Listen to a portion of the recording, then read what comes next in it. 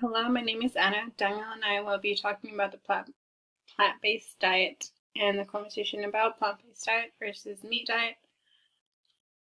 We're just going to start off giving you some history and background information in regards to plant-based diets. So, plant-based diets are strongly linked to a number of religions originated in India. So some of these religions included Buddhism, Hinduism, Jainism. They were strong believers in respecting animals. Therefore, I believe many of them, or many people, um, whose religions are those who would not eat animals and are mainly vegan, vegetarian. Um, Many hunter-gatherer societies got their bulk of calories from gathering rather than hunting, so this would have included nuts, berries, and roots. And once they got the hang of agriculture, their bulk of calories were obtained from starches, not meat. So that misconception that we have always been meat eaters or um, is actually more of the opposite.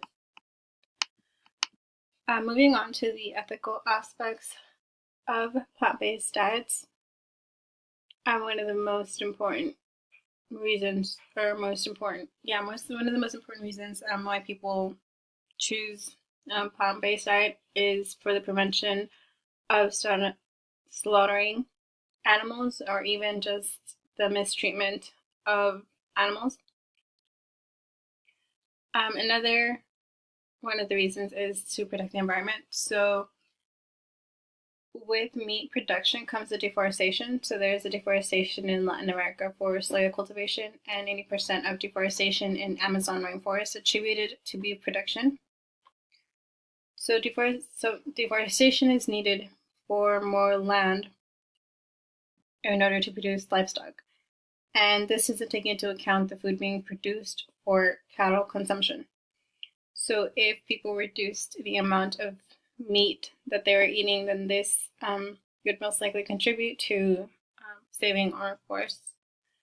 And in regards to health, plant-based diets would actually increase our energy and lower any rates of heart disease or high blood pressure, high cholesterol, any other diseases that are related to meat or eating meat. Moving on to the current events, more than half of the world's food energy is from plants. So this is, for example, rice and wheat. 90% of the world's poor depends on plants, so crops are more readily available and usable than animals. And meat businesses are currently reinventing themselves because there is a high demand for plant-based diets. Many people are becoming concerned with what they are eating and the amount of meat that they should be consuming, so more businesses are embracing plant substitutes. There are four main topics that we will be talking about in regards to plant-based diets. So there will be micronutrients and amino acids, fatty acids, methane gas produced by cows and its effects, and the amount of water used to maintain animals. So first I will be talking about the micronutrients and amino acids. All vitamins are present in plant-based diets with the exception of vitamin D and B12. B12 can actually be easily obtained by supplementation, so pills that you can buy at a store. And vitamin D is supplied by exposure to the sun, so it's good if people are going out for a few minutes, a certain amount, for a few minutes a day. So in regards to calcium and iron, there's a common misconception that there isn't enough calcium and iron in plant-based diets, but there are currently, like soy milk and almond milk provide a good amount of calcium that, regular milk would, and then you can find iron in any leafy greens. Moving on to the amino acids, all essential amino acids are present as plant protein. The only exception would be that kids wouldn't get an insufficient amount with just a plant-based diet. However, serum makes up for the lack of amino acids. And there's actually no shortage of nutrients in plant-based foods. Moving on to the fatty acids, there's a significant quantity of fatty acids present in meat production that can lead to heart disease and plaque buildup in the arteries, which equates to higher cholesterol. And this can lead to strokes, it can lead to heart attacks and heart failure.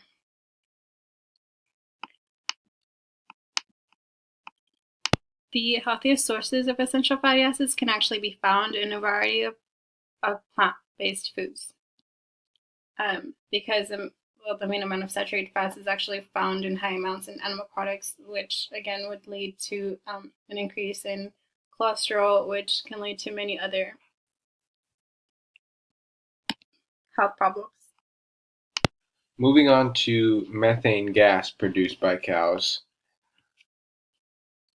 Livestock production is responsible for about 14.5% of the global greenhouse gas emissions.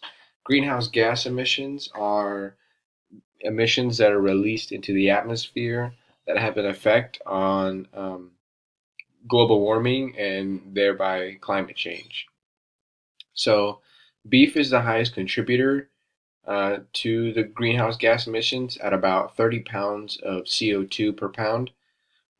So too much CO2 in the air contributes to the climate change and pollution.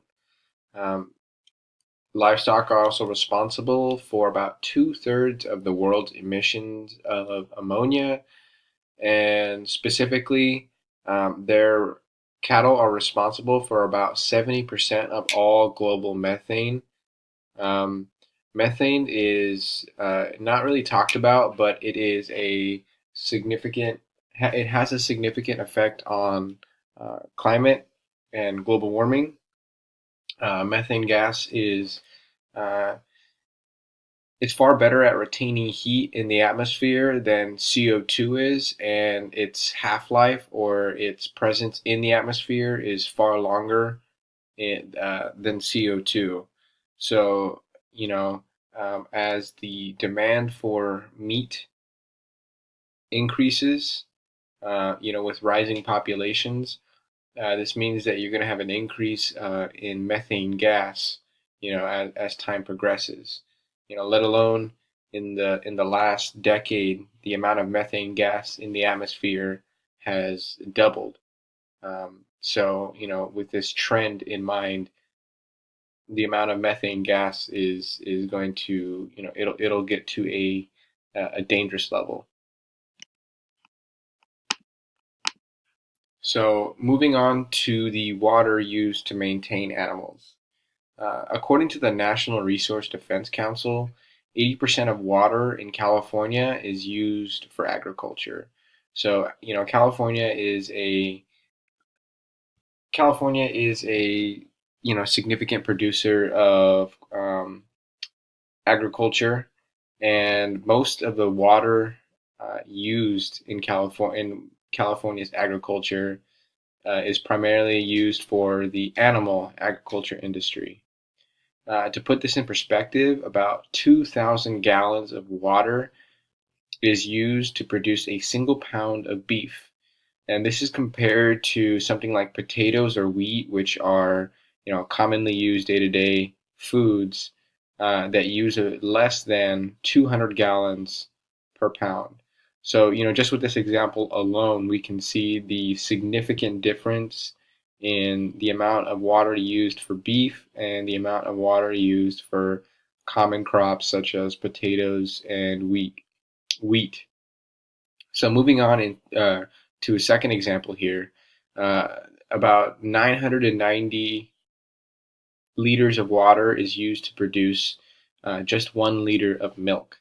So, the amount of water that you need just to produce something as common as milk is extremely significant.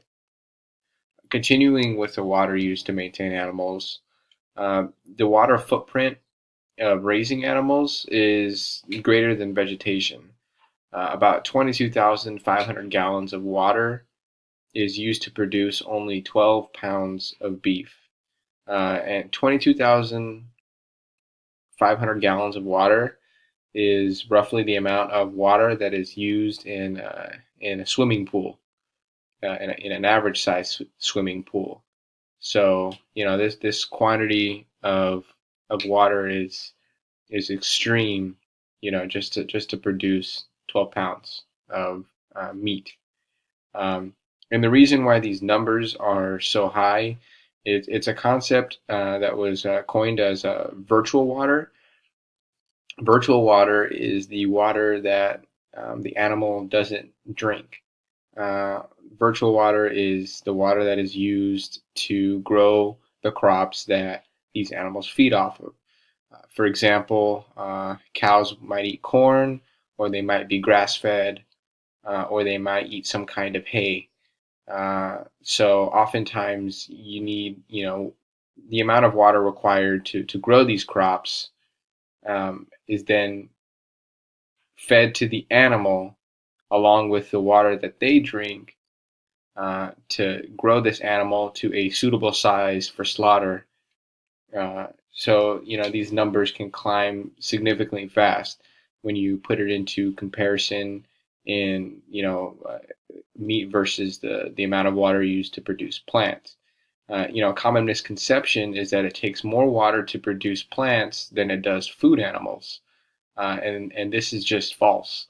As I just stated, it takes a lot more water to grow an animal into the right size for slaughter than it does to grow a plant.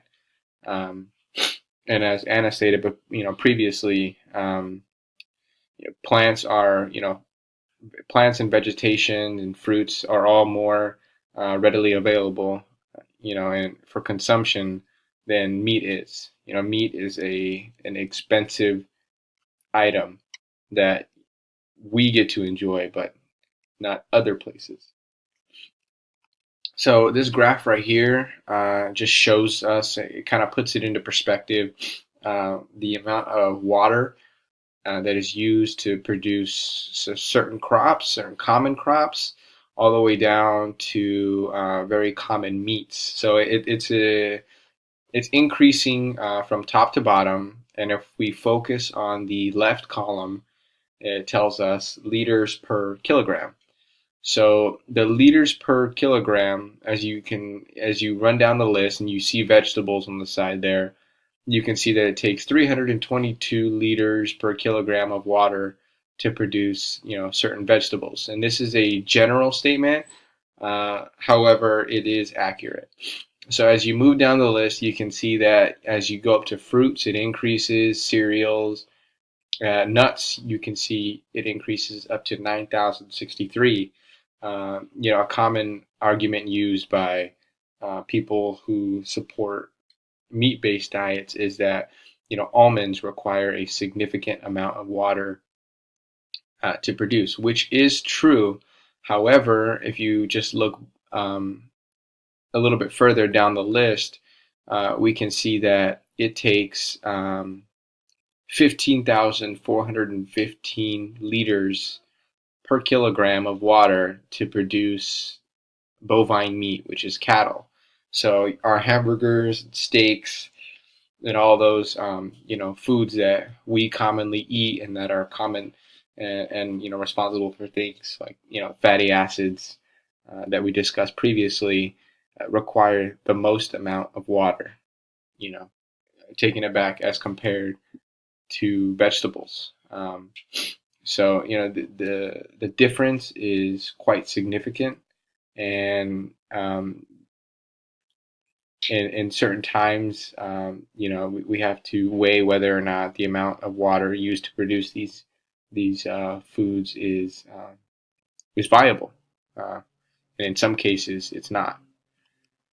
So moving into the summary. To summarize, plant-based diet has been around for centuries. Since the hunter-gatherer times, we focused a lot on what we could find: berries, roots, certain vegetation. That was our main source of food. Plant diets reduce the amount of agriculture water consumption and methane gas emissions. All essential nutrients are found in plants. If not, they're easily supplemented. And plant-based diet decreases health